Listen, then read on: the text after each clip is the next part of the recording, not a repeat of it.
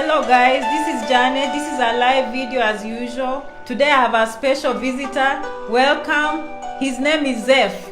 Zeph is a very famous vlogger here in America. He's a political blogger, okay? He's in the likes of Mr. Okemwa, if you know that one, Mr. Ulai. In America, this is a big shot.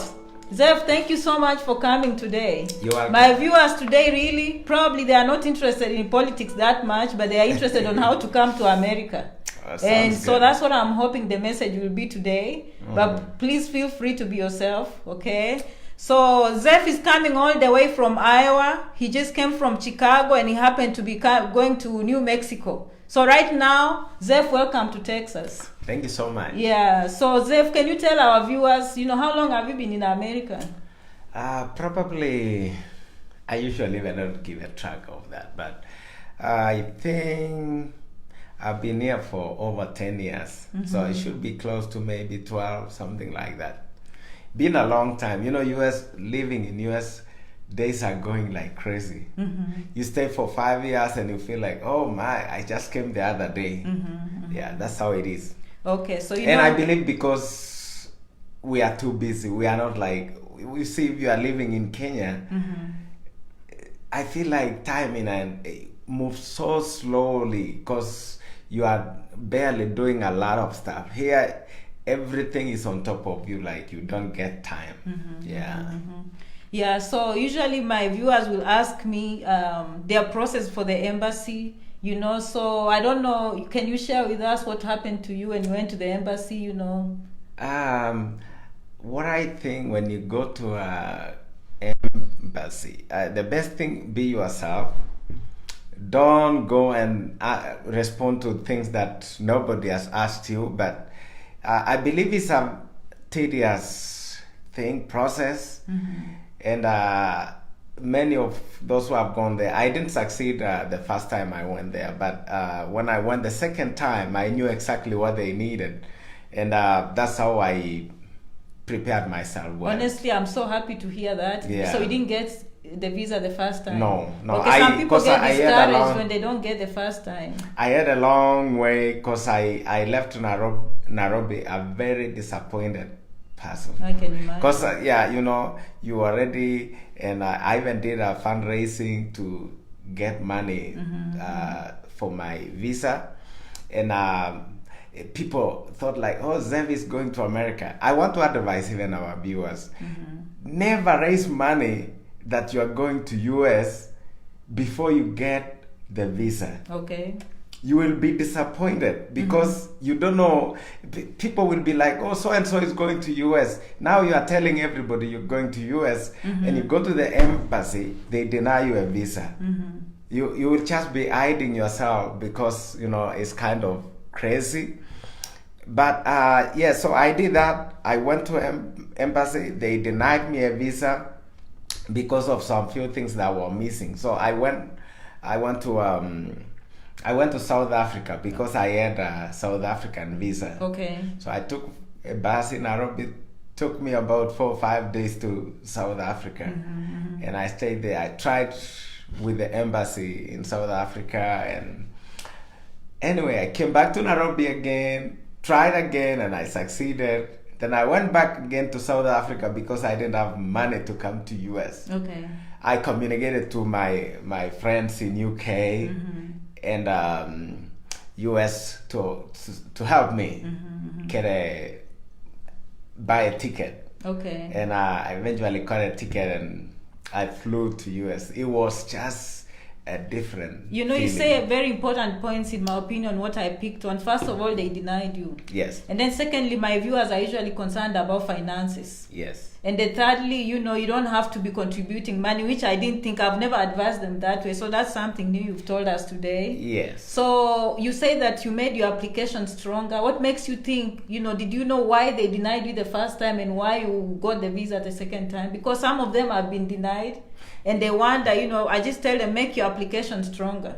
Yeah. So what do you think? What did you do different? I think what is lacking is people just want, and I want to tell everybody who is trying to get a visa to come to United States, talk to people.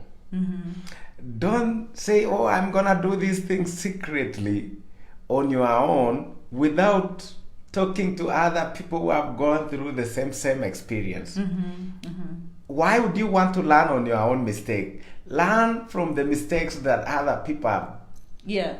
I always tell them, cut your learning curve. Yeah, if someone else has been through it, it's better you get some information from them so you can use it for your own good. Yeah, so I have a feeling that if you really want to succeed, talk to people who have gone through the same route and ask them, hey guys, what am I gonna do about this? What am I going to do? And I have a feeling that if you talk to other people, they will help you.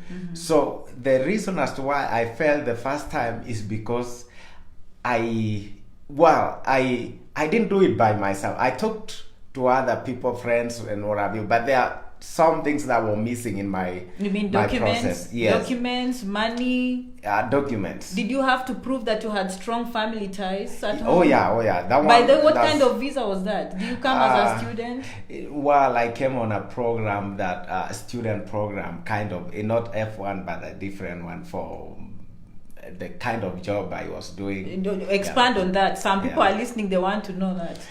Well, it was if you understand what they call it, there is a non-governmental program that help the students during summertime. Okay. So it's kind of an exchange program. So it's an exchange program. Yes. Okay. It's not entirely like that, but so they give you that kind of visa, and then you come and work with other students in US. So who invites you?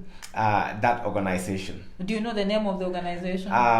It was Review and Error. Spell that. I'll tell my viewers. Review and Error, but that it's probably gone. It's gone. It's not. It's but at least they don't do that anymore. People get the idea. Yeah. So exchange program. There used to be another program too. That another guy called Justin. Okay. He used to run that program. That guy was from South Africa, and he was helping other people to come to United States on exchange program. You come here, sell books like canvassing. School. Yeah, but this one is not canvassing as well, but it's still a program that you sell books, school books. Okay.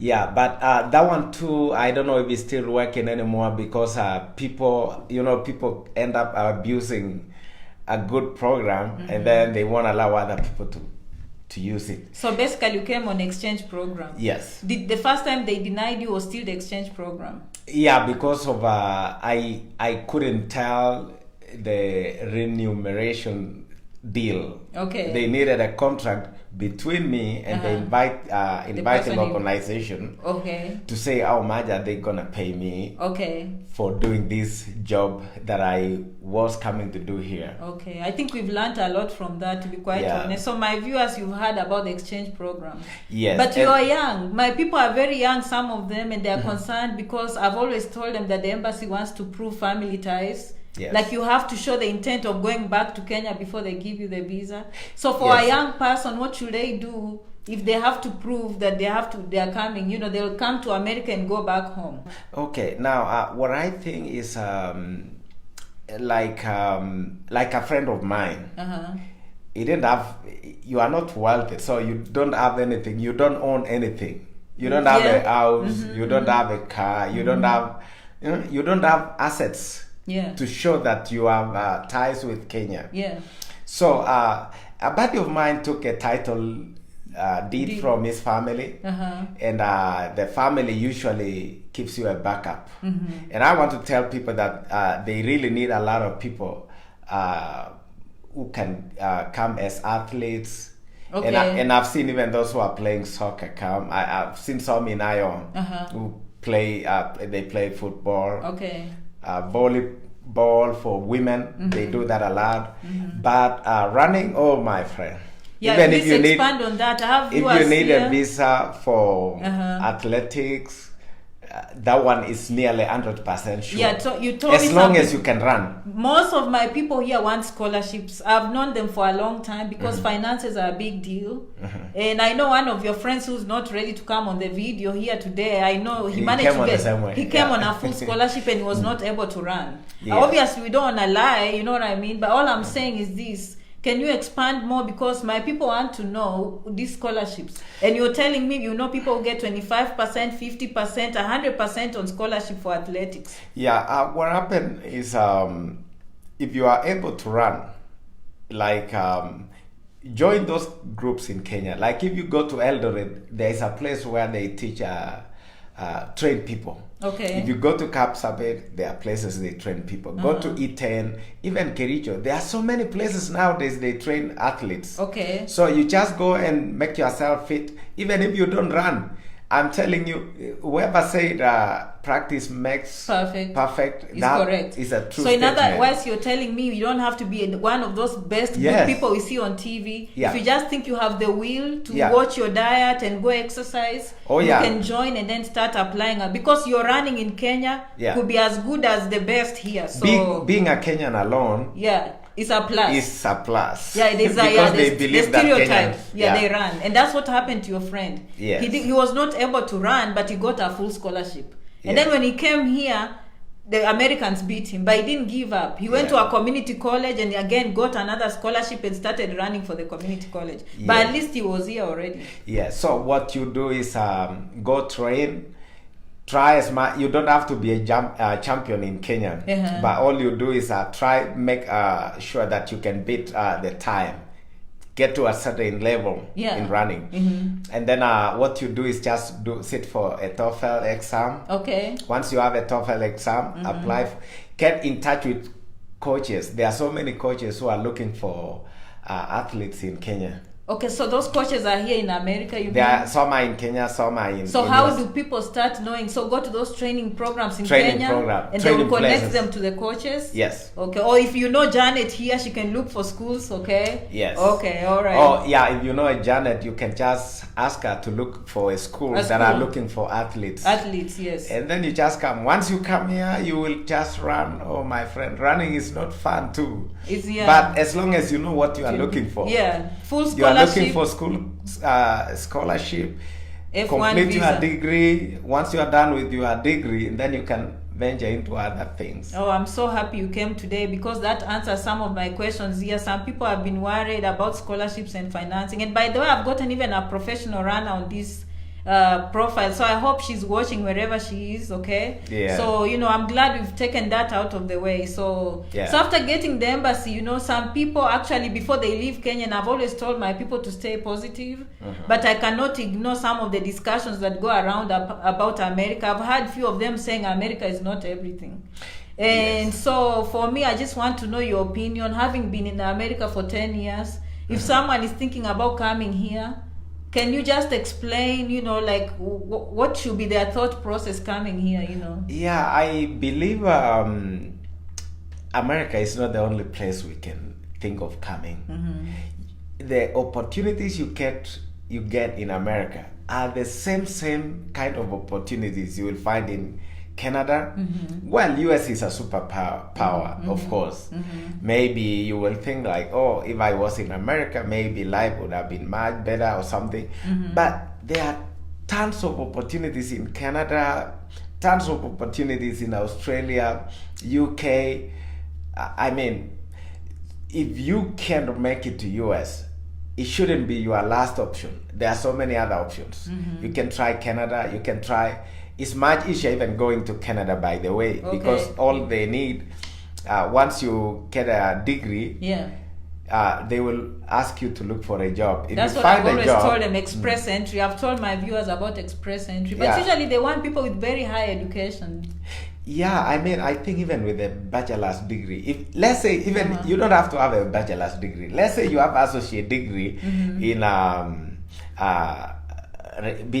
a registered nurse. Okay. You see, you will get a job. Why not? And this is. But nurses already have opportunities. We are talking about my people here who are not nurses. Okay, let's say you are. Nurses. We know that they have a direct pathway. So let's say you are an accountant, or maybe a computer technician. So if you went to, if you stay in a big city, because I know chances are very high that somebody would want to live in New York, Toronto, want to live in Chicago. Those places are limited when it comes to opportunities. But there are small cities that nobody likes to go and live there. That is where you can find opportunities. Yes, I agree. They are looking for people, technicians. They are looking for everything, nearly everything. And if you went there and work hard, know what you are looking for, I will tell you. America is America. The standards are still the same. Just be wise and try to find a place. Don't stick to one place. I know if you go to Minneapolis, there are so many Kenyans. There are so many Liberians. There are so many Chinese. There are so many kind of people in Minneapolis. And when you come to Amarillo, Janet is alone living in a mansion. Now you come to here. You are almost the only Kenyan in this city. And I drive a Mercedes Benz. So, and this is the place. Don't stick to one location. Don't just go and like, oh, I want to stay in Atlanta, you know. Try and find those small cities. I believe, and I'll tell you, where I went to school to is a small town. I paid my rent for the whole semester. Okay. Because you understand, nursing program is tough. And you really have to have it's best if you have a support system. If you don't have a good support system, even making through that program is hell on earth. Yes, I'm telling you, because you need money, you need to pay your bills. People in Kenya waiting for you. Like, it's so hard. You have to go to class, you have to go to clinical at the same time. And by the way, speaking of nursing, most of my viewers here, when they left high school, they were told, okay, you're going to BCom because you got this grade, you're going to pharmacy, you are going to medicine, you are going to teaching. And they never think of that thought that they can change their career. Sure. So for me, looking at you now, I don't know when you came to America if you thought of going to nursing school. Like, what is your thought process? Was it because of immigration issues? Is it because nursing will give you more opportunities? Like, you know, I keep on telling them to have an open mind because they keep on telling me, I'm an accountant, I do this, Janet, I'm a pilot, what can I do? And I keep on telling them, you know what? When you come here, you have to adjust, okay? You have to adjust. Oh, so tell us, why did you think of nursing? Well, and what have you been honest, doing? Okay, let's finish with what are you doing now? You know, why nursing? When I went to Baraton, I really wanted to be a teacher. I've done so many things. I wanted to be a theologian in the first place. I didn't succeed with that, and I was like, oh, come on, I'm gonna do now. I want to be a teacher. And you know, one problem in Kenya, we choose what to study, and even people choose for us. Like, our universities are fake. To be honest, speak your mind. Speak your mind. Yeah, seriously. I mean, how can you tell the student you're gonna study commerce if that is not his or our own choice? You tell somebody, based on your grade, we feel that you should do this, venture into education and get locked there. And that's why we have so many people in Kenya who are doing what they are not supposed to be doing. But is it because of opportunities though? Yeah, so when you come to America now, you become more liberalized. You become independent in thinking. You think about, okay, can I go for education? Can I go for this? And let's say when I was young in Kenya, I thought about being a doctor, or maybe thinking about anything related to medical field, being a nurse. And then after life issues, I gave up with that. When I came here, I saw an opportunity. I wanted to study things related to computer. I wanted to study because you know and you are very good with computers. I'm good with designing stuff. And I thought, okay, yes, I'm going to study. I even enrolled for what do we call graphic design. Okay. Probably I would be way far. But then I thought about the opportunities, and I still like nursing, but I'm scared about, especially being a male, stuff. And I thought like, oh, come on, this thing is going to be tough. But then somebody told me, hey man, you can make this. Okay. And I saw other people who made it, and I was like, I'm going to do it. So I tried, and yes, I did. And nursing is hell on earth.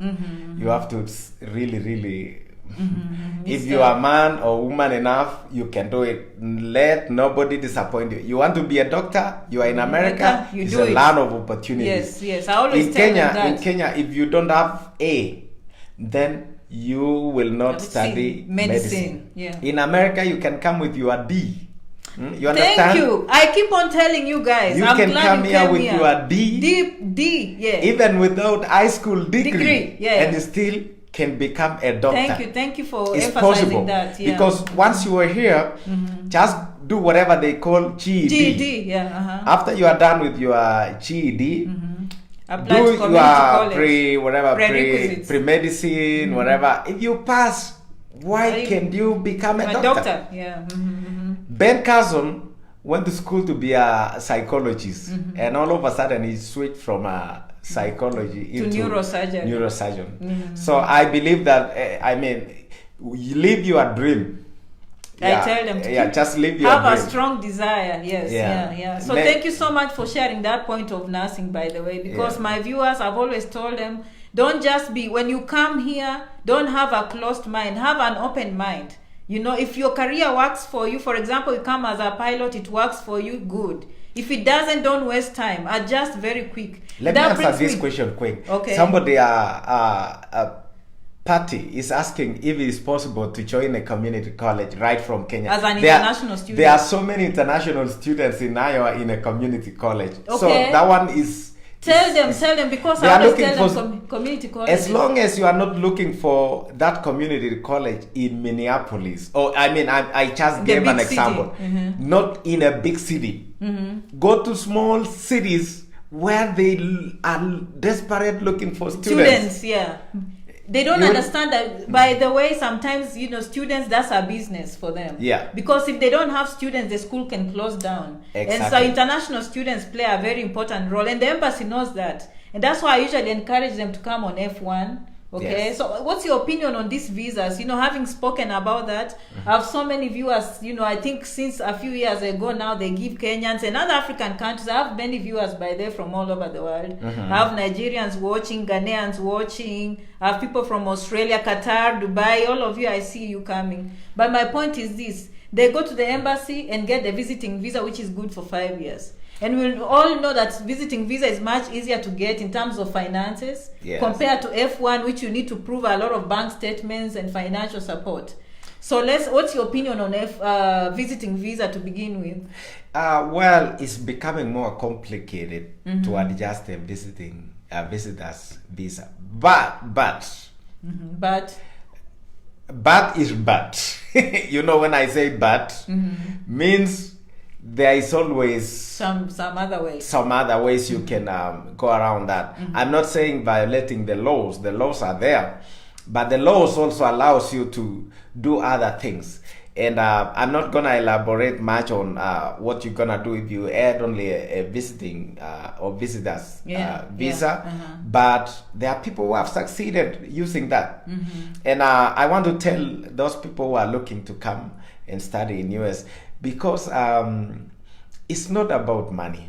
I can tell you, if it was all about money, I wouldn't be here.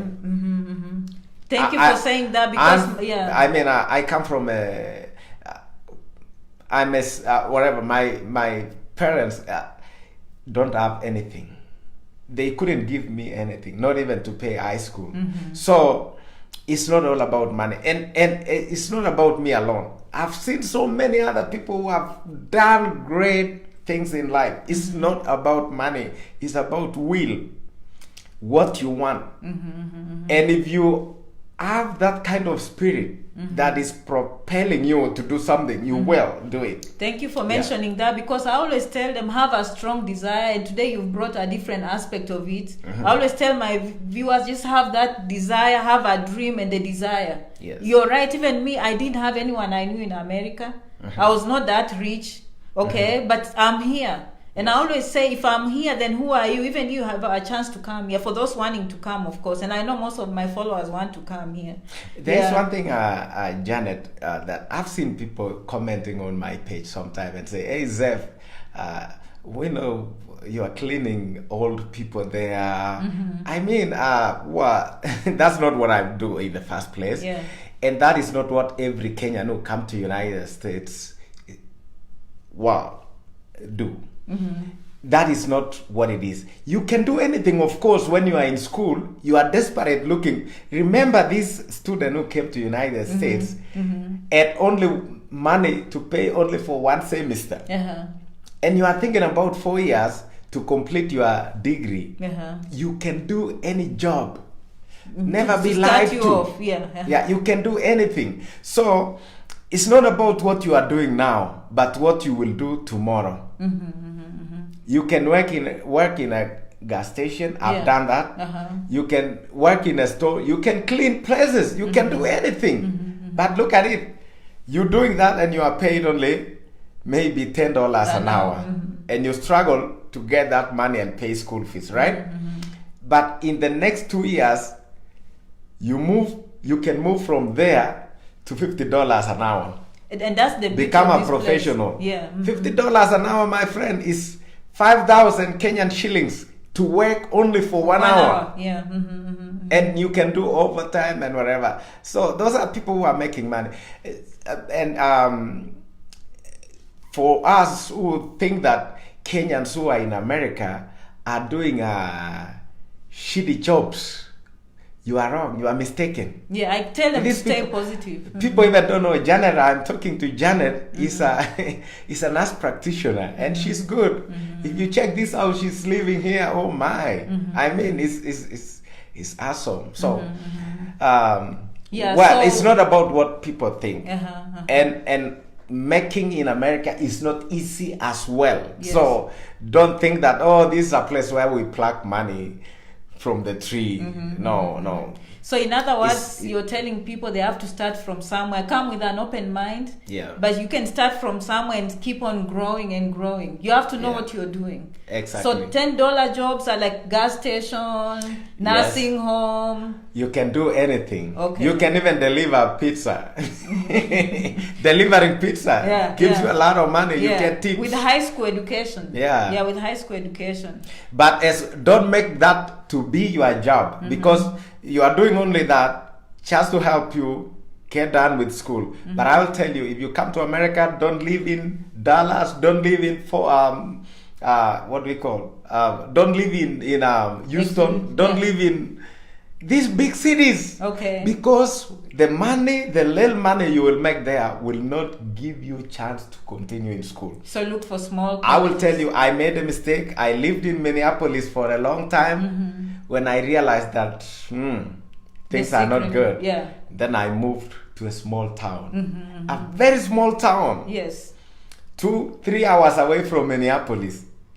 Then that's when the benefits were I was able to pay my rent, work only two days in a week, and go to school.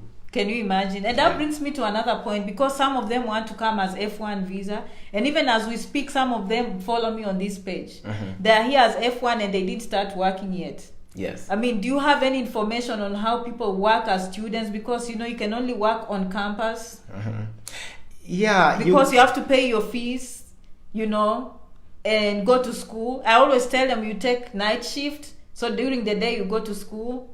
So, how do you survive? You can even apply for a work permit, by the way. People don't even know that. Tell me more how. So, if you can prove that the initial financial arrangement for some reason, there's a calamity in your family, something occurred that will make you not to continue paying your school fees. Okay. You can prove that with paperwork and apply for a work permit, and they'll give you a work permit. I've seen people doing that. That's why I bring people to bring these secrets, my friends. Now I'm going to bring even more people. So if someone is in America and they are stuck, yes. I know a lady who follows me. She's a lawyer at home. Yes. She brought the daughter. I think the daughter is in one of the colleges. She's doing very well. She's getting A's, but they didn't give her any scholarship. You know what I mean? And now she's depleting the family funds, and the mom is still wondering, now what do I do? If I don't keep my daughter in school, she's going to be out of status. Yes. You know what I mean? But if she's a student, I told her she has to go and get some work programs and get a job. Yeah. So you're saying there's a way she can prove. So is she going to do that paperwork alone, or she needs a lawyer? It's like when you're applying for anything, you have to, the burden of proof is on your side. Okay. Say, hey, our family, our house caught fire, and we lost everything. We lost millions of money, and you have a proof of that. You can talk to them. Let's say you have a parent and you lost your dad, who is the sole winner of the family. You can prove that, and they will give you a work permit. Oh wow! I learned something today. It's so it is, and I've seen other people doing that. People who are really looking for a way to to overcome all these challenges. You have to think. You have to think, and don't do everything on yourself. Talk to people. And that's one thing I tell people on a visiting visa. When you come here, network. I always say, even if you are not able to work, you're gonna network. You can use this time to look for the school. You can look for, look around, how do people live, apartments. So when you go home, probably, and you ask for a visiting visa, this time you ask for F1. And I think if you go back after F1, they're gonna trust you even more and say, you know what, she went to America and came back, so she's gonna get the F1 visa. But you're saying if people are already here, some of them do not want to risk to go back. Yes, I would tell you, if you came to US on a visiting visa, you don't have to be stuck here if you cannot change your status into something else. I would say just maintain your status and go back and plan what maybe the next step. The next step. The more you build trust, it becomes more easy for you to get something else. To deal with the embassy. Yeah, that's true. Yeah. But like I said, if you're here and you're a student and life is so hard at home, and probably you lost one of your parents, or anything happened to your family, let's say during clashes, if you could prove that you are evicted and you can't pay your school fees, just apply for work permit, and they will consider you. Yeah. Someone is asking whether you can explain more about visiting visa, but that's what we've been talking about. So I don't know if there's anything else you can talk about. Visiting visa is you can change your status. It's possible. There is nothing impossible, but it's tough, because let me tell you, if you have somebody who is hosting you while you are changing your status, fine. The complicated thing with the visiting visa is if you don't have somebody to host you for that time. And I want to tell you for a fact, I've seen people coming on visitors visa. You stay with somebody in his house or a house, and maybe 1 month down the line, you are not friends anymore, because you are not progressing. You are just stuck there because your host is also busy making life ends meets, because you are in the house, you don't have a car, meaning you can go out. It's just, if you are relying only on internet to do stuff, you could as well do it in Nairobi. Yes, that's true. Yeah, it becomes challenging if you are only indoors, because nobody drives you out. You can't go anywhere. That's the thing. That's what I always say. So, visiting visa, you can't work, you can't drive. Yeah, but I'm not saying that you cannot change. You can change. There are so many ways to do that, to change whatever. Okay, someone is asking about marriage visa. Probably they are trying to link that to visiting visa. Oh yeah, that works too. If you marry somebody, why not? The law allows. What it allows that. I always say it's not evil. If you marry somebody, if you find love.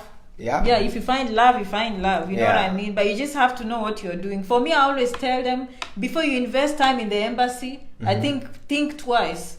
Because I always feel like if you can afford F1 visa, it gives you more time when you come here. First of all, you'll be able to drive. You can get a work permit on campus. And I know usually they tell me, and that's another thing, when you go to the embassy, do you have to show like school fees for 4 years?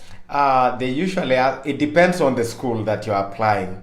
So if you are applying for a community college, it becomes even easier. I tell them all the time. It's cheap. Yes. So, financial bank statement thing, when you show, they won't be asking the same as if you are applying for University of Texas or whatever.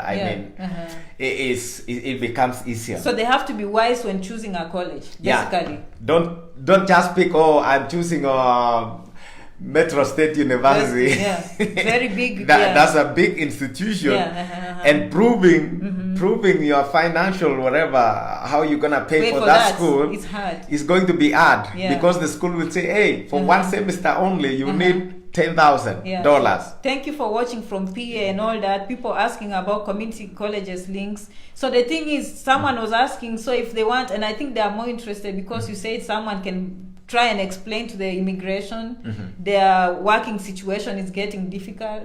So where do they go? Do they just go to uscis.gov? Like where do you start? You know, you can sometimes the every school has got somebody who deal with the who deal with F1 students. You can talk to that person that you want to apply for a work permit, and they always, you know, you can meet nice people, you can meet bad ones. People, you just never know. Sometimes they may not even help you.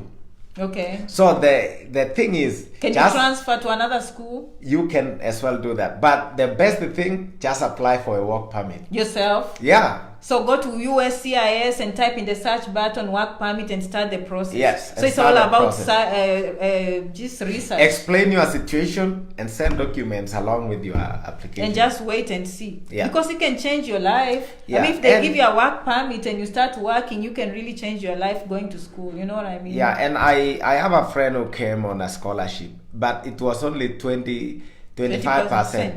You know, when you are given a scholarship and they say, okay, we're giving you 25% scholarship, you have to pay 75. But you have to ask yourself, 25% of what? Yeah, okay. Pay attention. So if it's 10,000 and you are given only 25%, that means you are given only 2,000. How much? 2,500. Then where are you gonna get 7,500? Yeah. You have to plan on whatever you're gonna do that, and you really have to be smart in doing that, because I've seen people, you apply to come and go to a university.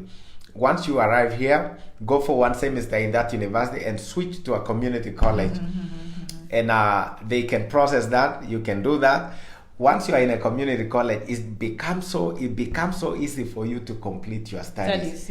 And don't just come to America to study something that you won't get a job here. Okay, you've hit so many points. I'm even getting confused. Yeah, it's just gonna waste your time. So if you're one of those people listening to me and you are struggling, and I know you've wrote to me those emails, honestly, move to a cheaper school. And also you mentioned a very important point that I always tell them. Don't stick on a career just because you did it at home or that's what brought you to America. Go to the advice and say, I changed my mind. I want to do pharmacy. I want to do something. And something that you know when you leave, it's going to give you good money or a visa. You know, they can change your visa more quick. You are not competing with everyone else. Because one thing that people even fail to understand is that studying, even math, that thing is complicated. Even Americans are scared to study math. It's not easy. I know a guy who was given money by University of Alabama, Birmingham University, all the way from Canada, transported because they were looking for a math professor.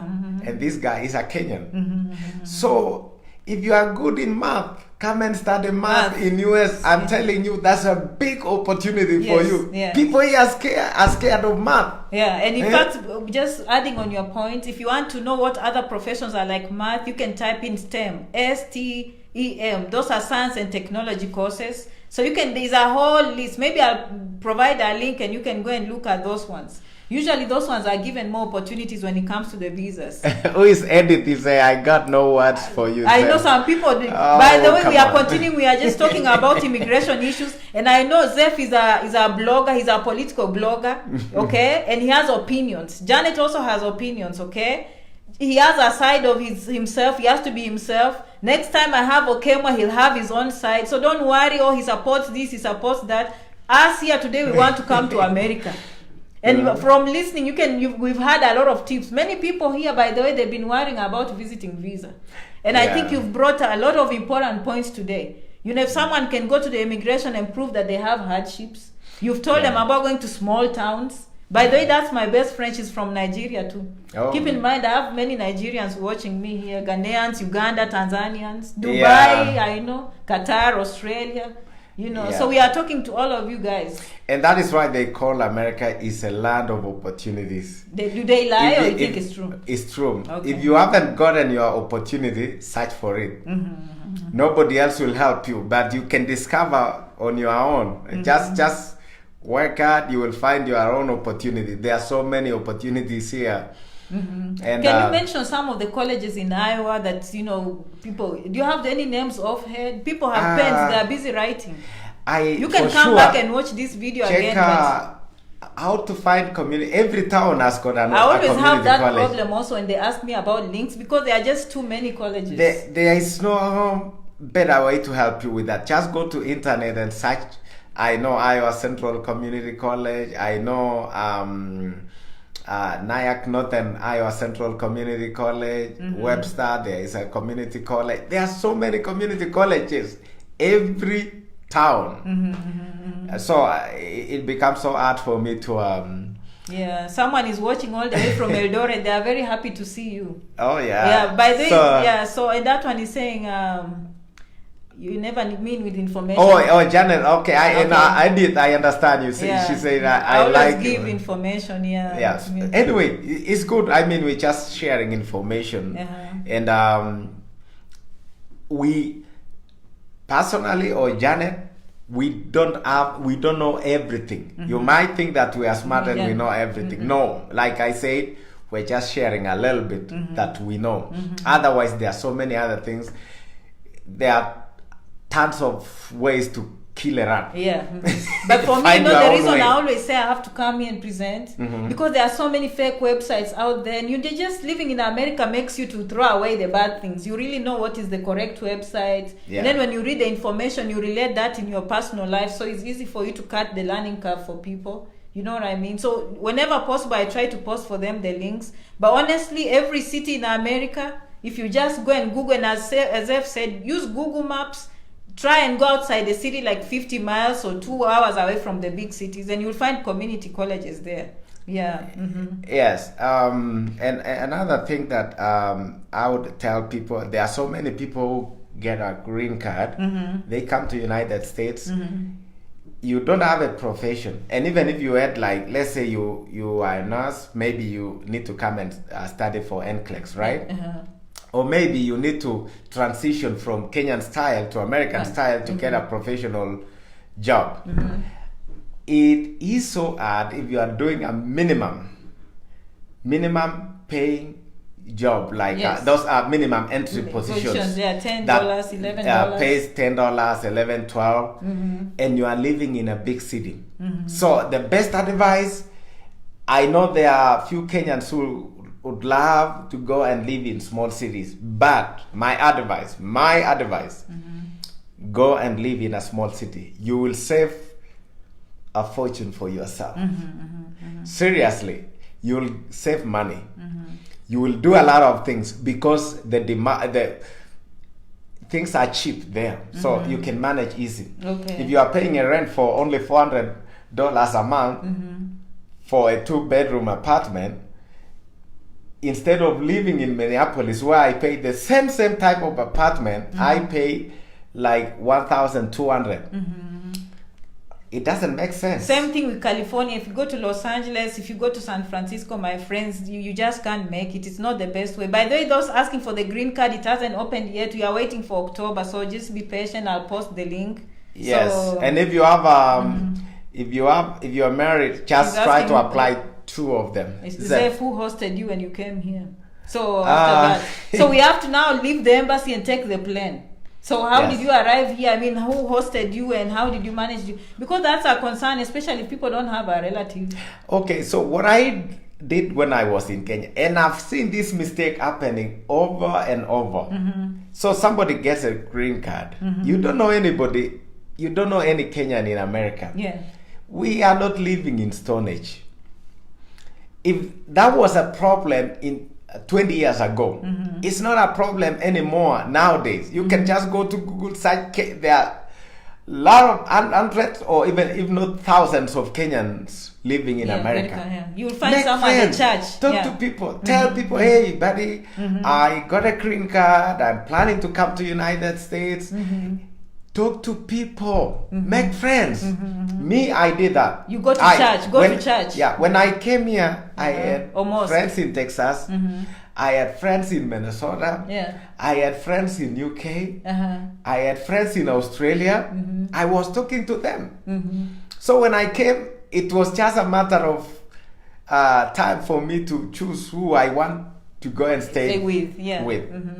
And make sure that when you leave, if a friend becomes your host, try to be nice. Yes. Don't live in a bad. I mean, because so many Kenyans who have been hosted in US, they end up being enemies of people who hosted them. Yeah.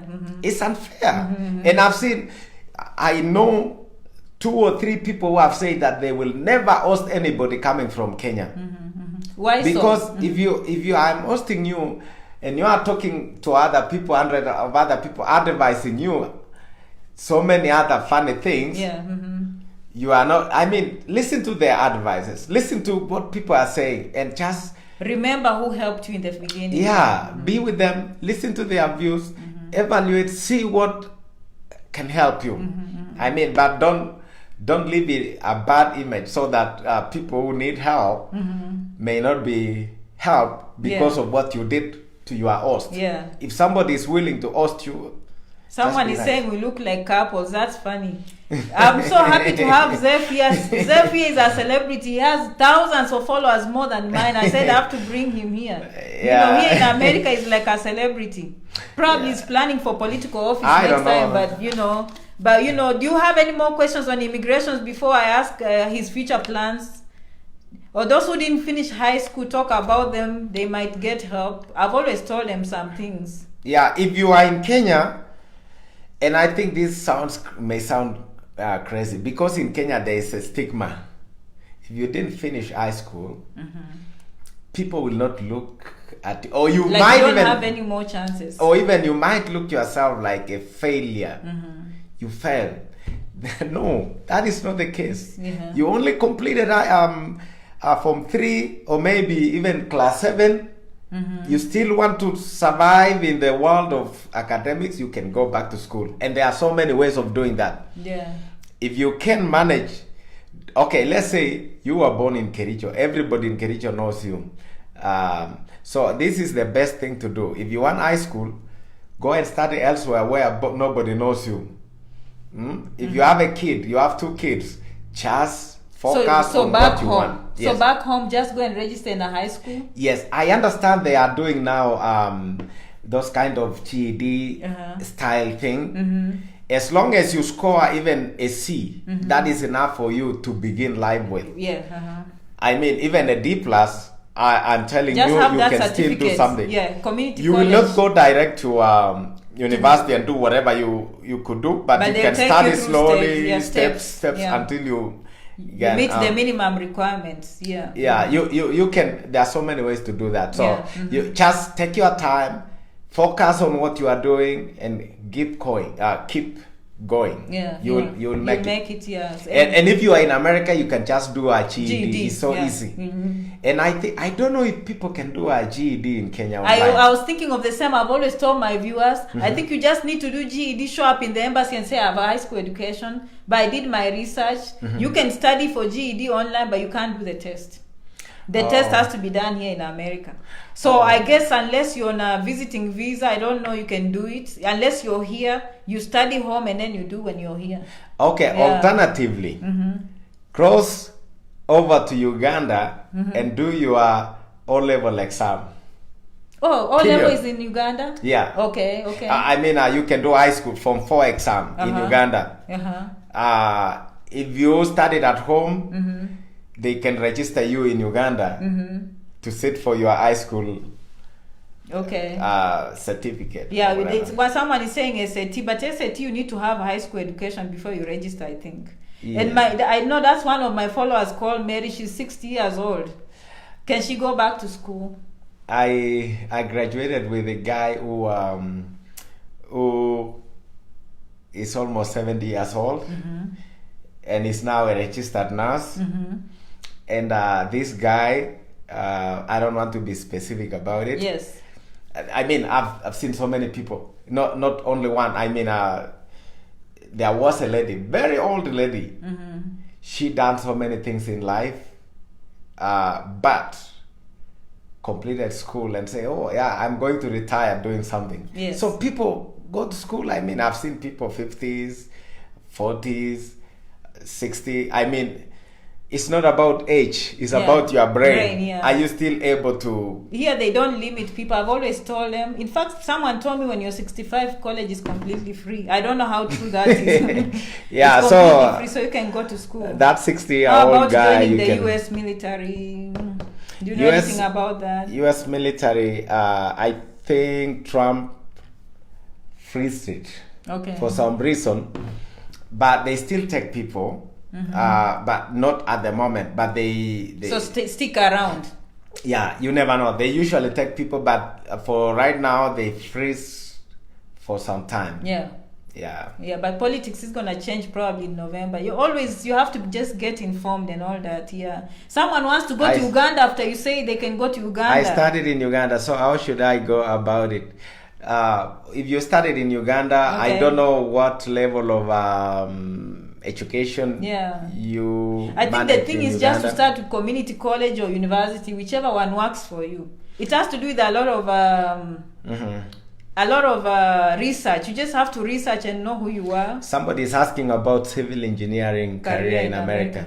Okay, the thing is, engineering, Kenyan engineering is way different with from American engineering. But education is good. So what you do, come and do your master's program here. If you did bachelor's or whatever, bachelor's degree in Kenya, just come and do that. And I know they usually have a state exam for that to get a license. So once you finish that process, you're good to go. And that's one thing I've told people, especially those who want to stick in their professions. They don't recognize our education that much. And most of the professions, they need licenses. The best way usually is to go for your master's. Like for me, I went for my master's and that solidified everything. Because I was just so tired. People were asking me, where did you train? I was just tired. I'm like, you know what? I'm going to go solidify and put that American education in my pocket. And now I feel more confident. It just gives you that more credibility. You feel more confident. You feel like you know what you're doing. You know what I mean? Because when they say, oh, you finished your bachelor's degree in Egerton University, and they will be like, why is Egerton? But if you completed your master's in US, talk about here, that people want to know, the names of some of those small states. These are some of those things they can Google, but for me, I always tell people the southern states are always cheaper. If I were here, I'll Google the word southern states, and by that I mean Kansas, Texas, this like what? Oklahoma. Kansas is a good state for. People always tell me it's cheap. Kansas is not bad. I know so many Kenyans who live in Kansas. Expensive places, of course, New York, California, Minneapolis, Chicago, those big ones. Houston. I wonder if somebody, because we have extreme weather condition. If you go to Alaska. If I was looking for an opportunity, I know Alaska would be the best place to get you started because no one is going there. Nobody's willing to go and live there. And somebody told me about the same thing in Canada. I'm not saying those are facts, but if I was looking for an opportunity, I'll go around that line. Because if you ask me now to go to Alaska, I will not. Why? You have an opportunity already. Winter is severe in Canada. Severe in Canada. Not Canada. What do you call Alaska? It? Alaska. I can't deal with a severe weather like the way it is in Alaska. And I know they are looking for people, so they will Someone saying you're a nice guy. Some of your followers are on this page. And those who don't agree with you are here too. Probably they are not happy. But we are here to focus on why we are here. And Mora say Oklahoma tumewalika shule siko poa. They are so nice. Oh, see, someone is watching from Oklahoma, guys. Oh, by Even the way, I believe Oklahoma. By the way, Mora, I was in Oklahoma yesterday, but I didn't know anybody. I wish I knew you were there. Yeah. I was driving in Oklahoma. Well, so anyway, that is what I was saying. I mean, look for opportunities. Don't go and stay in a big city. Work and do something in a small city. By the way, small city, how people know it's a small city, so they have to Google cities that have like 50,000 people. Because if you tell someone small city to it's obvious. Some of my followers who are not here yet, it doesn't make sense to them. So like if they are going to Google for information, like where do they start? Yes, and again, competition is less. So just Google for people who are, cities with less than 50,000. People with so anyway, people want your full names. I don't want to say my full name because well, you understand privacy issue and stuff like that. This is a social media, but I just go by Zeph Chepkwony. Zeph. That's good. You can find Zeph. Zeph has so many followers. I think you have about 60,000, 70,000 followers. And you are very popular. I can tell you. You have a talent. It's just you have a talent. You have I don't know. You have tough opinions. You have tough opinions for some of my followers, especially if they don't agree with you. But you have a talent for sure. Somebody is asking about Missouri. There are so many people in Missouri. There are a lot of them. There are many people in Missouri too. You can try that. I believe you will.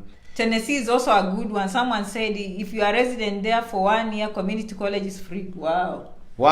So that is even amazing. So just find yourself here. I always tell my people, find yourself here. Let me advise my friends in Kenya and Africa generally. The reason as to why people in America are you feel like they are mean, but they are not. The problem is that anybody sending message from Africa is asking for money. And you end up not even responding to very important messages. Instead of asking me money, ask information. But if you ask me a big question, like somebody can ask you, hey Zeph, how much is a nice cell phone there? Jesus Christ. There's hundreds of nice cell phones. Which one are you? Be specific so I can help you answer your question. If you tell me Galaxy S9 Plus costs how much, and then I'll give you an answer. I mean, learn to ask questions the right way. Specific, yes. If you say, okay, how much is a college in America? That question, I've received that question too. I won't give you an answer because there are thousands of schools in America and every school is different. But if you ask me, hey, Minneapolis Community College costs how much, I can give you an answer. Yes. So every school is different, everything is different. So be specific when asking for a question. Don't just ask a broad question where I don't have time to sit on my computer or my cell phone texting you back and forth because you're asking a question that doesn't make sense. So in that sense, I think people have to put in a lot of research themselves. And then when they get stuck, then they can get someone to continue. I can always tell the people that have put in research. But since I started this, I've seen people making progress. I've seen people applying. Some have told me they applied for express entry. I've seen people who are now getting I-20s already. I've seen someone who's going to nursing, almost doing the exam. And I've seen people go to the embassy and say, thank you for the information. I've seen some who've been denied the visas. And they still come and tell me, Janet, what can we do next? So that's why I was asking, what did you do to make your visa even stronger when you went back the second time? But the message there is don't give up. How long did you wait, by the way, before you went there? In terms of months, was it 1 year, 6 months? I didn't stop. I was talking to people like crazy. Okay. I spoke to... you mean people in America or what kind of people? In America. And I also spoke to I called the U.S. Embassy in South Africa. So you took a phone call and called? Yeah, I called the embassy. I tell them the same thing. And they told me, okay, if you want to do this, just... and they advised me in South Africa to go back to Nairobi. That's another question. But because I had tried in Nairobi 2 times, I Uh-huh. knew what they need. Yes. So I provided exactly what they wanted. In fact, someone was asking me if I'm in Qatar, can I apply for a green card in Qatar? I don't know much about Qatar, but there are so many Kenyans there. But all I'm saying, but green card, so long as you have internet. I mean, somebody lives in Qatar. Oh, yeah, you can do that even if you live in Russia. Yeah, It's just so internet. internet. Just say your truth. You say I'm in Russia, but I'm Kenyan, or I'm Uganda, or I'm Tanzanian. You know what I mean? Yeah. So you just speak your truth when you are making the application. It doesn't matter where you are. You know what I mean? Exactly. Now, but another question where they asked me, I had someone who's from Nigeria, but he went and married a Ugandan, and they were living in Uganda, and they wanted to go to the embassy. So he was asking me, should he go to Nigeria for the embassy, or stay in Uganda, go to the embassy? He's Nigerian living in Uganda. I think you can process your papers in Uganda. Okay. I mean, it don't make any difference if you have valid papers in Uganda for Uganda, then you can do go your to the papers in embassy. Uganda. Okay. It's just like doing your papers in Canada. You Okay. can still do that. Yeah, but for me, I told them to always call. For me, I believe in taking that phone call, because even me, I called the embassy because I was coming to school, and they gave me an appointment when school is almost starting. So I went to the booth and put my coins and called the embassy. I told them, can you move my appointment? They say, sure, what's your passport number? And they gave me an appointment. So we shouldn't be scared. I know people in Kenya are scared to call. Here we are used to calling. People are wondering, like, can you call iPhone company, even Samsung? I bought this cell phone, and there was some features that wasn't showing very well. Took my cell phone and called a Samsung company. Yeah, they respond. Yeah, so don't be scared. I know, maybe it's about confidence. You can just call. I called US Embassy while I was in South Africa, and they say, hey, Zeph, here is our advice. You can do this, do this.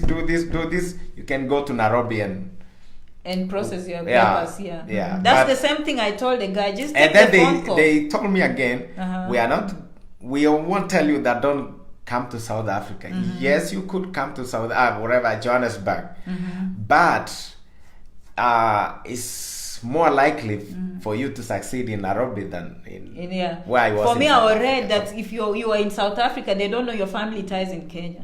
They say the people who are located in Kenya have been trained well enough to make an assessment for you as a Kenyan. Exactly. Yeah. So, but I think it can work. For me, I will just make a phone call. Someone is saying they're in China. Can they transfer their students? They could if they're in American university or something. You could if you want to come and study in US, you can still come to study in US as long as you can meet the requirements, of course. Yeah. I don't think there's any issue with that. Just apply for F1, Yeah. Now let's talk politics a little bit. Guys, welcome to Zeph. Welcome to Zeph, the vlogger, political, okay? We invited him. I have to be very nice to him. He has to give his opinion. So this is the time for Zeph. By the way, Zeph, I'm looking at ourselves now. And I'm thinking, who are the next leaders? Like, why not me? Why not you? I think our generation is failing us.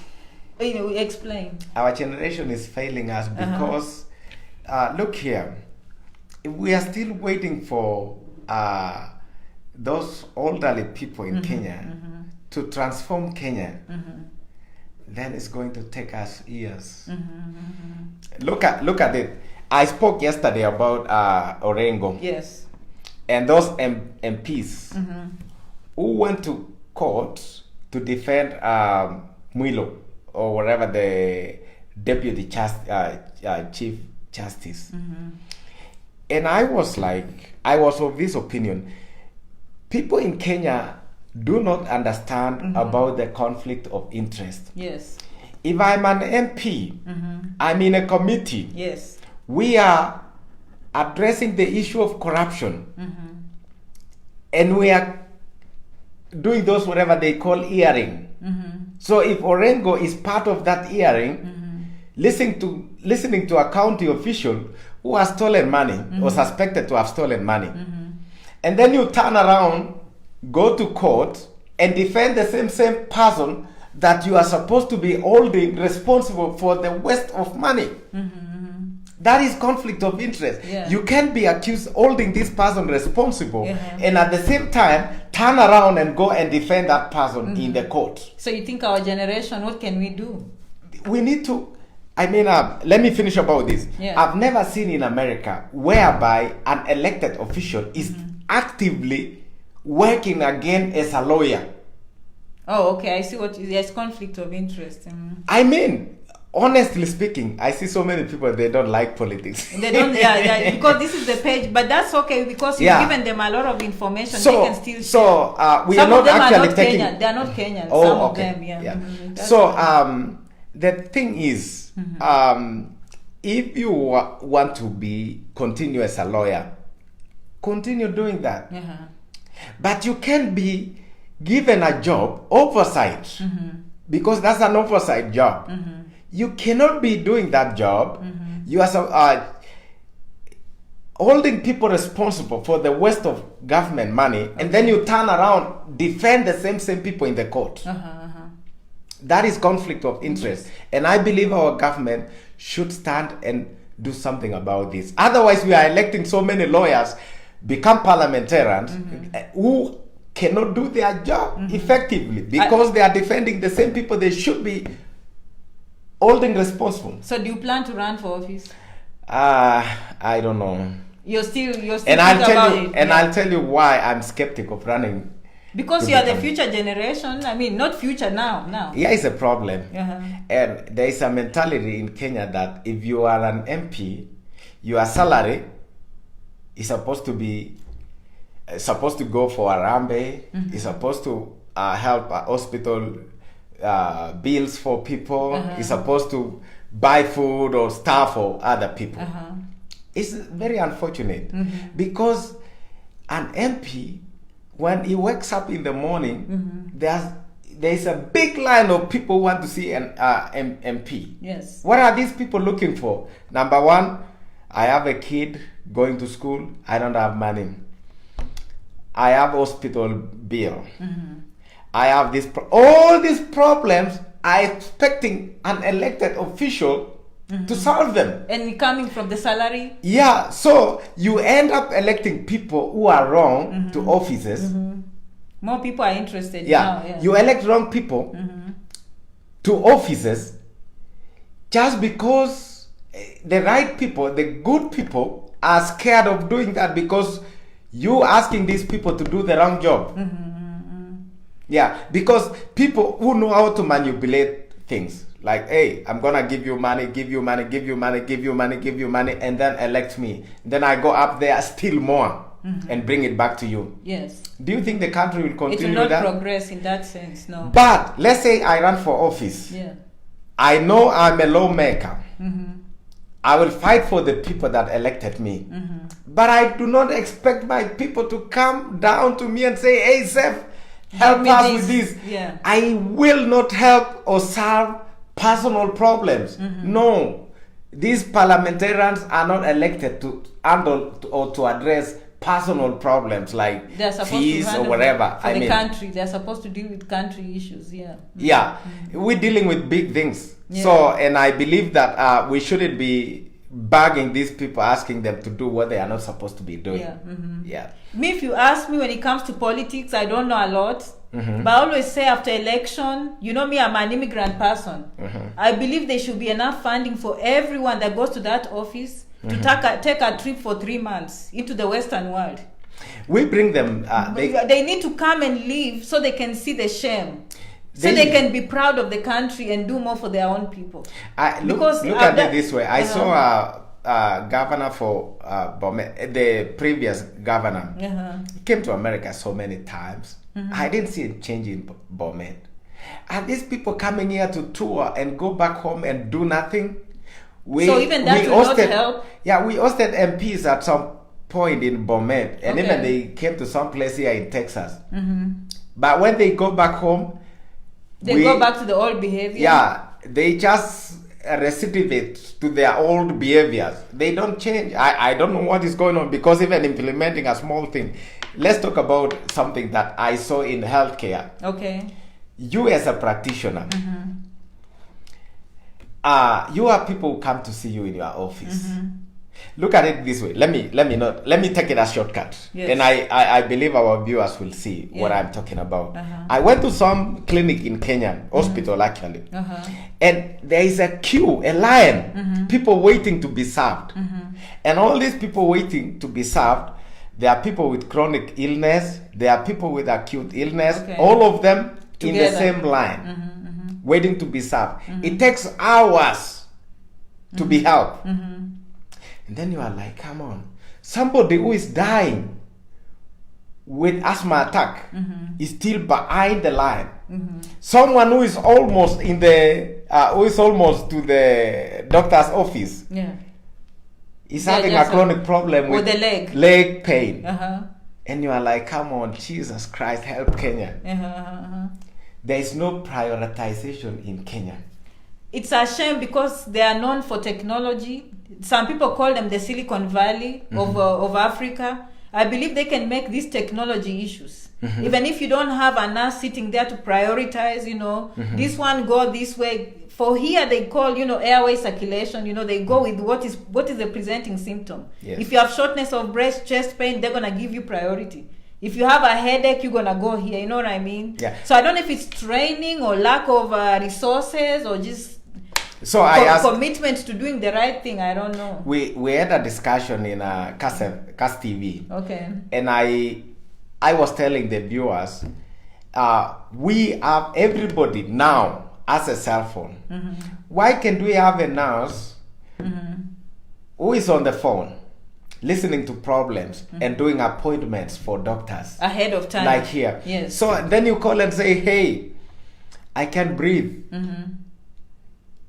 There's someone on shift. This person who is here knows that that problem cannot wait for the next day.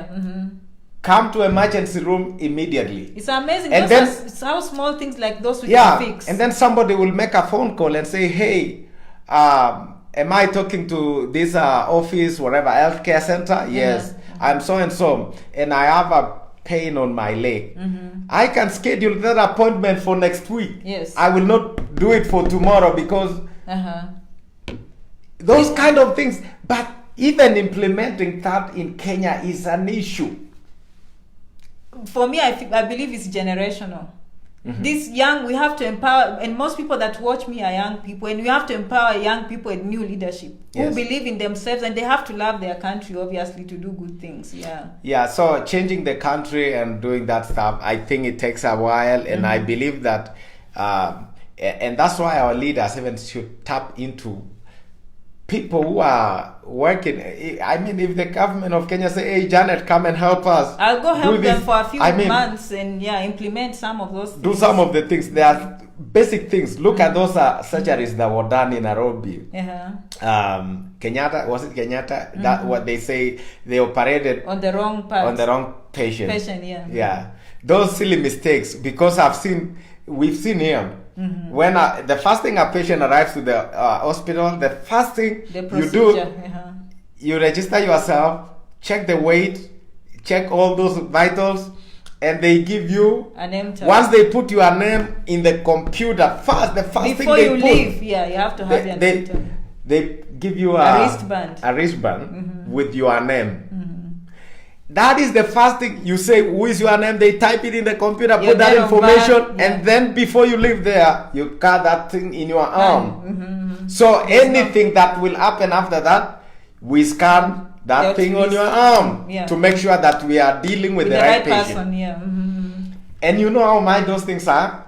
I'm thinking it's not that bad. A printer alone will not even cost $2,000. So such a simple thing can save lives. A printer which can print those things less than $2,000. And you want that a big hospital like Kenyatta Hospital cannot afford to buy that thing? It's commitment. Or it's just people that do not know what they are doing? They know, but I think they've been there for too long. I believe in young people. For me, I just believe that you have to start from scratch. If I was given a chance, I would write a syllabus that needs to start from kindergarten all the way to high school. So you can build a new generation that will take 15 to 20 years to change.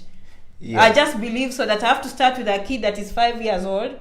and tell them this is where you put your trash. You don't throw your trash here. You pay your taxes. You don't steal money. You do this, and then it has to grow like that. And actually, there has to be a test. A full syllabus from the beginning to the end. Just the way you do social ethics, the same way you do, there has to be a syllabus specific for Africans. Yes. Yeah, to say, you know what, it's going to take us 20 years, but let's transform this thing. Yeah, because I don't it believe takes in a my while. grandpa. Honestly, my grandpa has let me down, so I have to believe in the toddler. Here is a challenge. Yeah. I fought for Jubilee. Okay. But there are things that I don't appreciate. Like when you appoint somebody very old who served in Moi's government, served in Kibaki's government, how many times would you try that person to change Kenya? If he didn't change during Moi's time, but how do you penetrate? couldn't change during Kibaki's time, what is he gonna change now? It won't be one person. You have to change the masses. For me, I believe you have to change the people. Yeah, but if you had like 10 people who can do a job like this security guy, what is his name? Matiang is doing, then of course you will feel the change in the country. And that's why you need to get so many people who can do the job, not just have people who are there for positions. Yeah. For me, I believe love for country. When you love your country so much, I used to hear Americans saying that, now it hits home. If you love your country so much, you will do so much for your country that nothing else will come, before that. You just say, I'm doing this. I want my kids and my grandkids to live well. And that's the mindset we have to have. Yeah. Can we answer this question? Somebody is asking, can you please explain to me how to procure, how to apply for an university? They are still on immigration. And we did that, but we can still say, I mean, you just make a summary of how people come to university. Look for a school that you are interested in, and we gave actually we explain the best way to choose a school. Don't choose a school which is located in a big city. Don't look for a university in Houston. Don't look for a university in Dallas. Don't look for a university in those big cities. Because the whole world is there. Yeah, and living standard in those big cities is expensive, very high. Hard. So you're not gonna make it easy. I mean, the best way, look for a school in a small city. That's my idea. That's what I think. But what I say is not everything. Yes. You can, I mean, maybe I'm talking to somebody who has money. Somebody saying Huduma Center was the best example on how to make services so easy for and accessible. Oh yeah. Do you know any case for Huduma? I don't. Yeah, Huduma. So here is a problem with Huduma. Rugut, I hope you are paying attention. We started Huduma. Let's talk about applying for the passport, which is very devastating. Because they say the application is now online. But it's not online. You still do those shitty jobs where people still take money, and they take money in Kisumu, and I hope IG is listening to me. Oh, you mean bribery money? Yes. Reason we didn't change that thing into online completely. Yeah. So you fill out the forms online using that Huduma service thing. You do application online. After you complete the application, the next thing, you go to the main office, Huduma. You print out that thing, or you go to immigration. You print out that thing, and when you print out that thing, you begin to do again manual. Let me tell you how they do it in US. Yeah. When I applied for American passport, I went to post office. All they needed was my naturalization certificate, my passport size photos, which they can do there too. And I don't even know if they ask me for fingerprints. No, they trust that naturalization certificate. So that is all. And I mailed it, and I stayed at home waiting for my passport to come. Yeah. Now in Kenya, they watakusungusha. You just go to Kisumu. They say, oh, this one is missing. You bring your parent ID. I wonder, if I have a Kenyan birth certificate, why do I need my parents' ID? It's nonsense. Making it even harder. Honestly speaking, it's a requirement that does not make sense. If I have my own birth certificate, which was given by you guys, it was given by the Kenyan government, then you don't need to ask other things that doesn't add up. So this Huduma Center was supposed to be a nice thing, and I hope Madam Governor Waiguru still remain in that office. It was politics as usual in Kenya, and Waiguru was in the right direction. I honestly speaking, whether there was kind of that correction, if she was corrupt, she would be in jail now, but she's not. She would have done a nice job with that Huduma Center thing. She did a good job, and believe me, So that is it something people are proud of, the Huduma? Yeah, it was helping because it takes the services from Nairobi to the county level. Okay, that's a good progress. And then you can do those things. Did so you meet Huduma, Uhuru? I didn't meet Uhuru, unfortunately, because I was in Iowa and Uhuru was in Michigan. Not Michigan, was in DC, Maryland. I didn't go there. That's a long distance. But I watched the interview. If he did call me and say, "Hey Zeph, I want to see you, guy," I would have gone there. Uhuru doesn't know me, sorry. He knows probably from your blogging. Maybe he knows me, They will not tell you, but they watch these things. Anyway, so that Huduma Center thing should be made. There are so many things in Kenya that doesn't need a lot of kusungusha. We ourselves are the one creating loophole for corruption. If you made a passport application to be 100% online, it should be 100%. Then you won't get these people who are trying to corrupt the system. Where are they gonna get money? If I did application through that Huduma thing and send mail on a registered mail, send my birth certificate along with that, with a go to police station near me and do the fingerprints, like the way we do here. When you applied for your NCLEX, they say go to the nearby police station to do your fingerprints. I don't have to go to the main office as long as I can get to the police station, do my fingerprints, which are registered. Those are business ventures. Because America opens business for many people. Yes. When they see a problem like that, the government does not get in the way. So you can start a small business and you start doing fingerprints for Huduma. You see what I mean? That just opens. Someone Mary says it's helping many people without problems. And I hear you from Uganda. Uganda feels left out. Yeah, we will talk something about Uganda. You will tell us about Museveni and that new comedian guy who is suffering. I have a follower here. He's a musician. He's called Ragapimpi from Uganda. Yes. So this Huduma Center, like Mary is saying, that there are no problems. There are problems, Mary. Probably some things are eliminated completely. But passport guys in Kisumu are still taking bribes. They do that. And I believe if we want to make it work better, don't allow this middle stuff. Make it a way whereby it becomes so hard for me. If I should just go to the police, pay like we pay here. We pay about $25. It depends on which city you are. And the you police pay, station, and then go to police station, pay $25, which is legal, and get the fingerprints done and mail to the immigration. You see? And then I mail my birth certificate along with the fingerprints, along with the passport size photo. And then those people working in the immigration do their job. They don't see me. They haven't seen me. So they won't ask for money. I'll wait for 3 weeks to get my passport. But like I say, the system is corrupt. It's because we allowed. Let's close the loopholes. Close the loopholes and make all the payment nice. South Sudan, we see you. South Sudan also is represented here. But someone was saying you talk. Let's talk about Bobby Wine. Bobby Wine, but the other one said you talk about demolition. They know you are a political blogger. Oh, okay. Yeah. But there was something about Bobby Wine. Let's talk about Bobby Wine. Bobby Wine has been arrested in Uganda. He was rearrested. The first thing before he got arrested,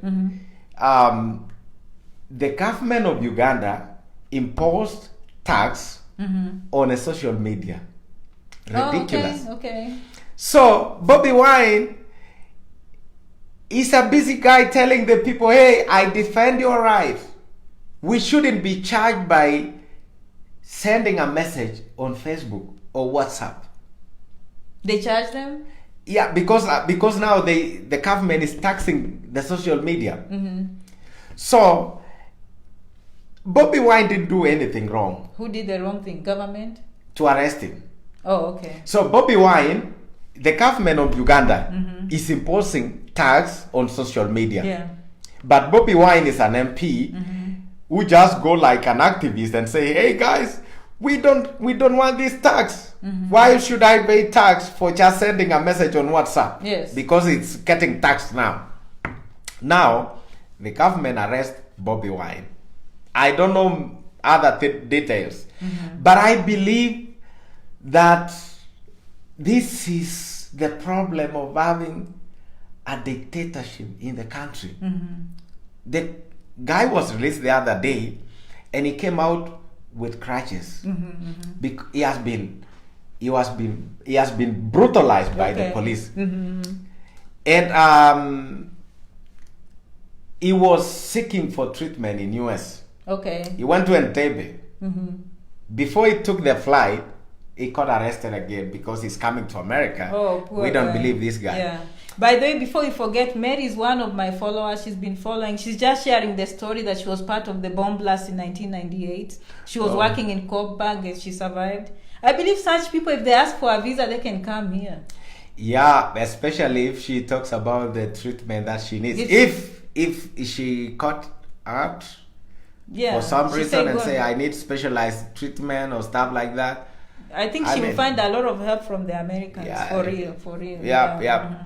And do that kind of story. So anyway, likes your analysis, Zeph. So thank you, Vincent. We have 75% of the people stuck around. So it seems like you had people who are still interested in your message. Yeah. Because all my followers, I'm very happy to have Zeph, because Zeph, without him, we will not have had this information. Honestly, you've opened people's eyes.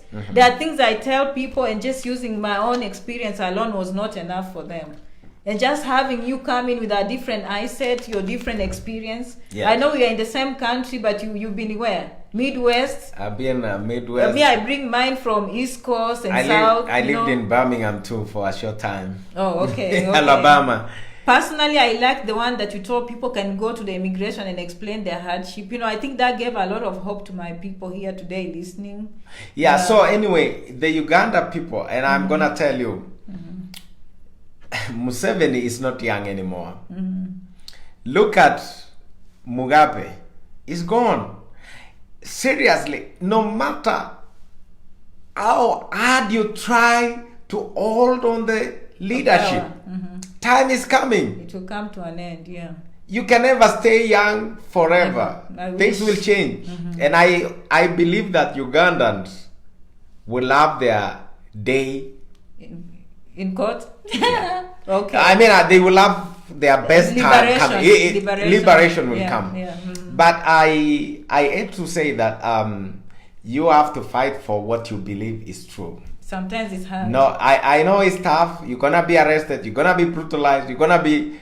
But what are you going to do? You have to stand for what you believe in. Yeah, you should never be swayed. Yeah. And another thing somebody was talking about, I saw, we are really very happy to have both of you here today. Thank you like so much. that. Yeah, the charge is coming down, but I don't know. Maybe Zeph, you can make another video tomorrow. Yeah, we will see what to do. People are just bored with me every day, Janet. So now they are very happy. I could see many people wanted to know your name. They wanted to follow you. They wanted to know what you're all about. Just check my page and say, and like Zeph. I've been kind of busy with stuff, but I'll try and start making those videos. Yeah. And anytime I try to be objective on issues, it doesn't mean that I cannot discuss issues that are very important that you guys can like. I do that. But I also do a little politics, so it's part of life. You no, can mix everyone has their politics and passion. everything. Everyone has their passion. You have to respect the talent. And Aguata is in Florida. Yeah, someone Thank is you so watching much. from Florida. I see them from PA, from Australia, and all that. Yeah. And Ongweza is in Nairobi, Kenya. Well, that's one from Nairobi. Okay. Yes. Yeah. Anyway, so Janet is my friend. Mm-hmm. We were in Baraton together, but not at the same time. Yeah. We didn't meet for sure, but we just met in US. So Yeah. Mm-hmm. But anyway, we'll keep on. We'll keep on communicating. This is not the first and the last time you're seeing Zeph on this page. Yeah. I have to thank you so much. Somebody saying a new passport issue in Africa for Master in analytical chemistry.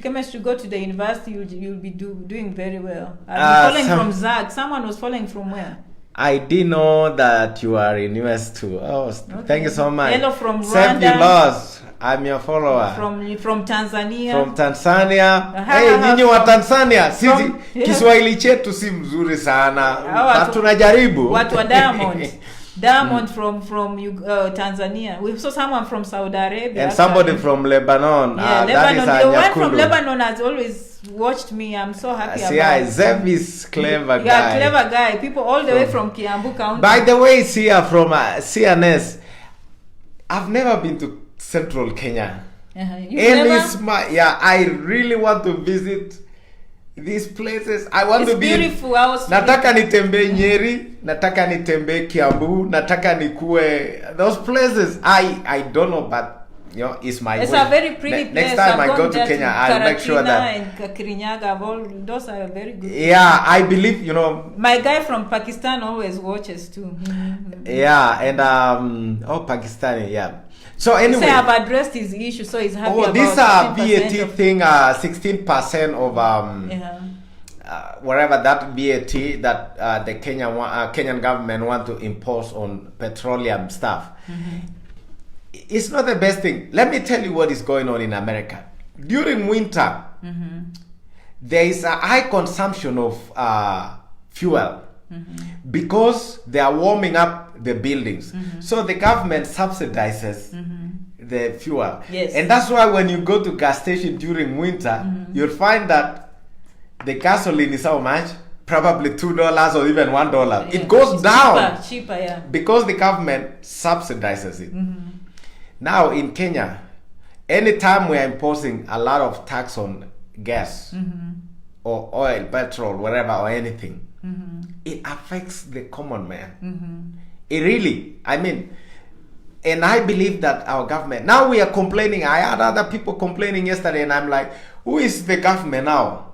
Is it Rotich? Rotich works for the president. And I don't think the Rotich can decide and say, hey, I'm going to impose tax on this without the knowledge of the executive. So let's not buy the curtain. Yeah, someone said Jane will host. Seriously, the president himself should address the problem and realize that Kenyans are the ones suffering with this too much tax and stuff like that. But instead of saying, oh, it's just a minister alone who decided, that's just fooling us. I think Kenyans are smart people now. Everybody's smart. Yeah. So don't tell us that so-and-so did. Because the issue to do with the tax, which in America is an issue of the Congress, the parliament should discuss, and the parliament, the government should state their position.